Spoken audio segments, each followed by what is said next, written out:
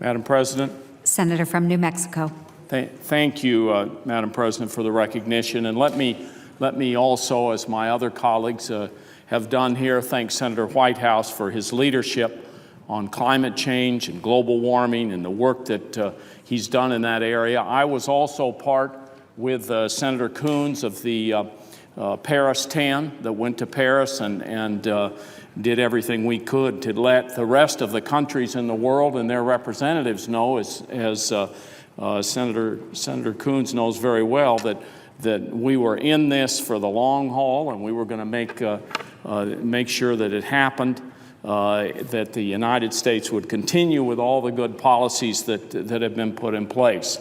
Now, Senator Whitehouse has been particularly, I think, shown good leadership in the area of exposing a sophisticated network of climate deniers, network of special interest groups, of front groups that have all rallied around the slogan, I guess, of being climate deniers. And I rise today, Madam President, to join my colleagues to draw attention to what we are calling the web of denial. Interconnected corporations and special interest groups spending millions of dollars misleading the public about the harmful effects of climate change. Madam President, contrary to what these groups want the American people to think, climate change is a fact, it's a reality, and we have to deal with it. Carbon dioxide, a greenhouse gas and a byproduct of fossil fuels, is a major contributor to global warming. This is not some ideological belief I share with my Senate colleagues. We wish global warming did not exist and that it was not threatening our health, our livelihoods, and the environment. But it is real, and New Mexico and the Southwest are in the bullseye. We're seeing it in the form of more frequent droughts, increasingly severe wildfires, rising temperatures. There's no doubt, and the data cannot be denied, scientists cannot be ignored. We can see it before our eyes in New Mexico and across the country in so many different areas. The Intergovernmental Panel on Climate Change, the National Academy of Sciences, and independent researchers at our most esteemed universities, all of them have written extensively about this link between greenhouse gases and the warming of the earth. Scientists at Los Alamos and Sandia National Labs in New Mexico are key parts of this scientific effort. Madam President, we trust that all of these institutions, we trust these institutions to perform the scientific research that is critical to our nation's national security. They ensure our arsenal of nuclear weapons is safe and secure. So when these scientists tell us that man-made climate change is real and poses a serious threat, we should listen and take them seriously. The evidence has been mounting for decades. The research has been thorough and unbiased. The countries around the world have been pressing to address this challenge in a global manner. So why are people still trying to foster a debate? Why are they asking if global warming is really happening? That's what we're here to discuss, the web of denial. There are so many who have different agendas that aren't rooted in truth or science. And those agendas are playing out in our politics in the most disgraceful way possible, through the dark money that is poisoning the system and spreading lies to benefit a few. It started when industry became concerned that this link could harm the bottom line. Over the years, industry groups have spent millions of dollars to influence the debate through dark money and front groups. Many of my colleagues have talked about this here today, and many more will talk about it tomorrow. The evidence of this strategy is profound. An early example is the Information Council for the Environment, or ICE, and the Greening Earth Society. These groups sound technical and environmental, but they weren't.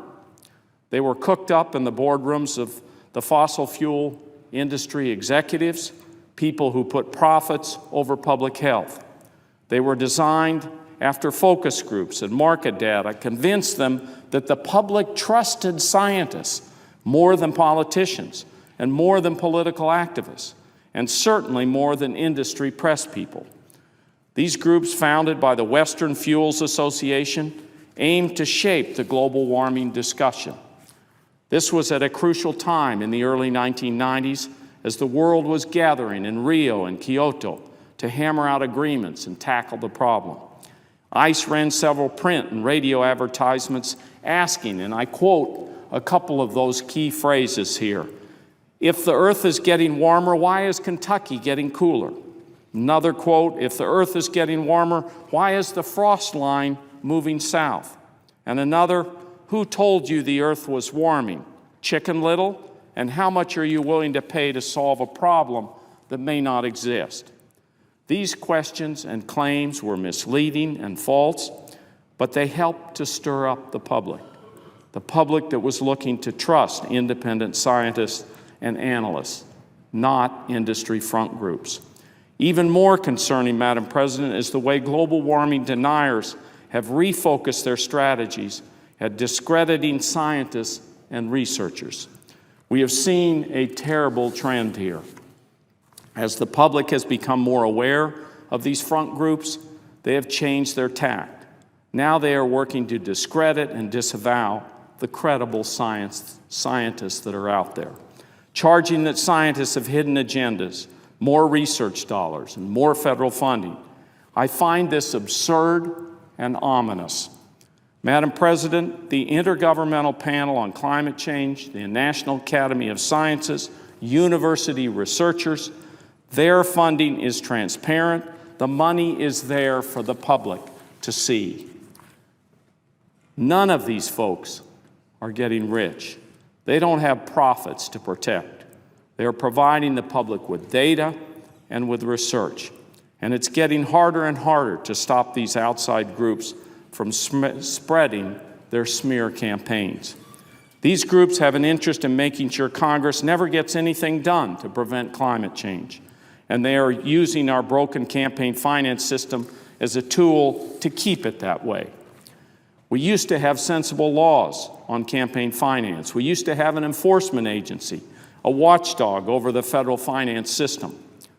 The laws have been gutted by the Supreme Court's devastating decisions, whether it's Citizens United, McCutcheon, or many other misguided decisions. And the enforcement agency, the Federal Election Commission, has become completely dysfunctional and mired in gridlock, leaving super PACs and special interests free to pollute the political system with unlimited dark money, and always to protect someone's bottom line. The way Western Fuels Association and so many other companies have put pollution above public health. We need to fix the system. A few months ago, several of my colleagues and I got together to discuss the state of our democracy. The question we ask ourselves, what can we do to repair this damage, to return the government to the people, government by and for the people? The product of those meetings is the bill we introduced last month, the We the People Act. It will bring dark money out of the shadows, create a real watchdog to enforce campaign finance laws, rein in the influence of special interests and lobbyists. The We the People reform package also includes my constitutional amendment to overturn Buckley, Citizens United, and other decisions.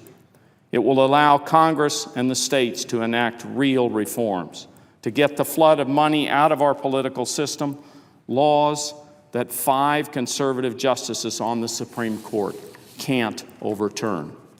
I know the political climate of an election year makes bipartisanship unlikely, but I will reintroduce the We the People reform package in the next Congress and hope that my Republican colleagues will join me. Poll after poll shows that our constituents across the political spectrum want reforms. Tackling climate change, eliminating dark money from our politics, and standing up to the groups that distort public perceptions. It's time we listened. Our democracy, our environment, and the planet are at stake. And I see Senator Whitehouse is here, and there may be others here. I just once again want to thank Senator Whitehouse for his leadership. I think that one of the things that he has done in our caucus and here on the floor and being constantly vigilant about is how many of these groups are out there and networked with each other. And it's a very sophisticated operation that has to be exposed if we're really going to get down to what's happening and really get down to what we need to do. So with that, I would yield the floor.